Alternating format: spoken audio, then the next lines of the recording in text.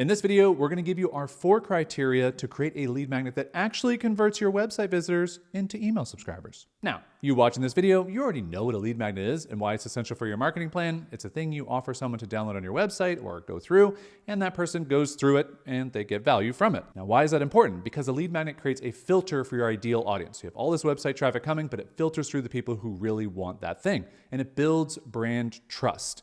And also, it captures an email, which is really the most important thing a lead magnet does. Speaking of emails, you remember back in the day, we were just all handing out our email addresses everywhere, Oh my gosh, willy-nilly, all over the internet. I've got a couple email addresses that are signed up for so many things. Scary, right? But times have changed because the bar is so much higher now to give your email away. So if I'm going to give you my email address, I better know that I'm going to get value in return. That is why a lead magnet is so important. I can get that value in the form of a checklist or a quiz, a free trial, or templates. All of the variations of lead magnets, because this is the rest of them. Whoa, there's a million different ways to do lead magnets, and it can leave you feeling really overwhelmed. So you might be asking yourself, what is the best lead magnet? And the bad news is, unfortunately, the answer is going to be different for every audience. We can't tell you this lead magnet is the tip-top best one for you to do. But what we can tell you is that the key is experimentation. Thank you, Francois the frog, who showed up to help us with experimentation. That's right.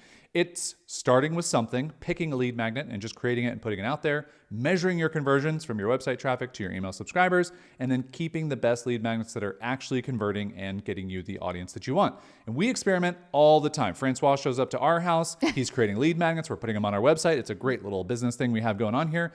But we have a starter kit. We've got a quiz. We have downloadable checklists. We have another quiz with a different call business score that you might have seen on these videos. And we're trying new things all the time. Now, while we can't tell you the best lead magnet for your individual audience, the good news is there are some basic tips for lead magnets that convert better than others. So the acronym that we want you to keep in mind is user, because we love acronyms. But we want you to think of your end user who's going to be downloading this lead magnet, and you want to make sure that the lead magnet is useful to them, it's specific, it's efficient, and it's related. And let's dive into each one. First up, make it useful. Does it solve a problem to resolution? That's going to make it the most useful for your end user. So we have examples here. Let's imagine these 2 free ebooks. One is titled My 10 Favorite Business Tools. The other is Double Your Blog Traffic with Common Sense SEO Tweaks.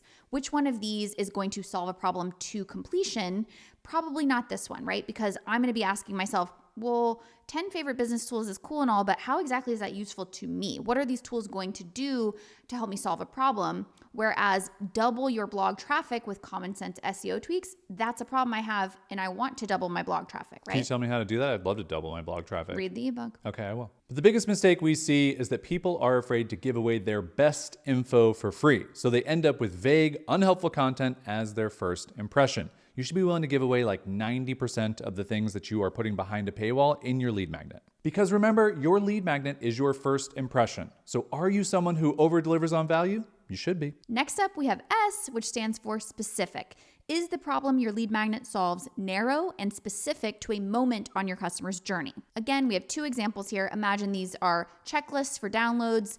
And in this first one, we have your thriving art business checklist, which sounds appealing, don't get me wrong, but it's extremely broad, versus this other checklist, which is get more sales in your next art collection drop. So if I am an artist, I'm interested in how to get more sales in my next collection drop. Now that said, a quick caveat, if you have a broader audience for your offer, or if you're trying to convert really cold traffic, you can definitely experiment with broad versus specific in this context. There's that word again, experiment. We do this on our site where we have a more broadly targeted lead magnet, which is our Calm Business Score quiz. The broad problem that it solves is online business owners who want a calmer business, and we have tips for that to diagnose the problem and then serve up personalized recommendations, versus a very highly specific lead magnet, the specific problem being client-based business owners who want to transition to selling digital products, and we have resources to help them do that. So we kind of have 2 different strategies going on, and we're experimenting with which converts better. Getting to the E in our acronym here for lead magnets, it's efficient. So make your lead magnet efficient. Can it provide a solution without a huge time investment or inconvenience for your user? As an example here, let's say you're giving away an audiobook. We would not recommend something that says 10 hours of content. That's just too much of an investment for someone. But an efficient answer would be how to write sales emails that convert, get 10 hours of wisdom in 10 minutes. Yes, please give me that consolidated information. And remember, value isn't just the amount of content, it's the likelihood that someone gets to the outcome. So 10 hours of content is great, but if it doesn't help someone actually get the outcome they want, it's not worth the 10 hours they invested. Finally, we've arrived at the R, which stands for related, and that means related to your paid offer. So the closer your lead magnet problem and solution is to your paid offer's problem and solution, the better.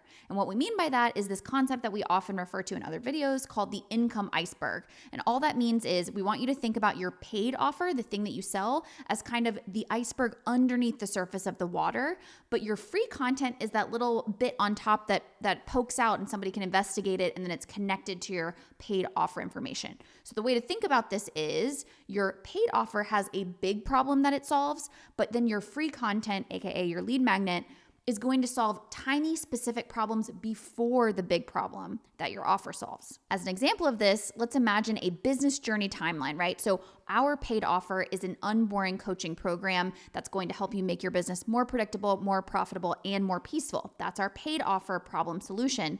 Now, if we offered a lead magnet that was all about how to name your business, that's somebody who's way further at the beginning of their business journey versus if we try to scoot that little problem solution way closer to the big problem that our paid offer solves, maybe a better lead magnet would be how to start building an audience to launch your first digital product. Someone who already has a client business, but they really want to go to more scalable offers.